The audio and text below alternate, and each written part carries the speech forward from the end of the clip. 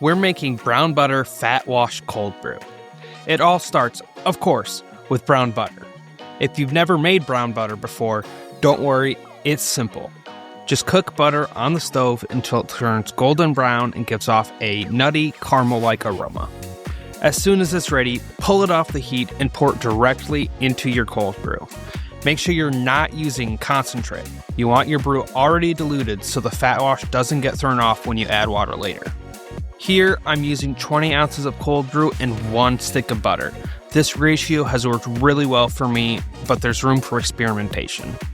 Once combined, pop it in the fridge for 12 to 24 hours and let the butter infuse with the cold brew. After that, the butter will solidify on top, making it easy to remove.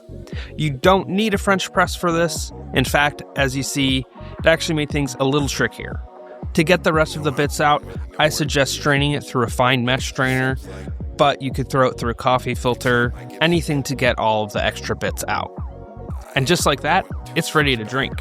The brown butter fat wash adds a rich, silky texture and brings out deep, nutty caramel flavors in the cold brew. Would you try this?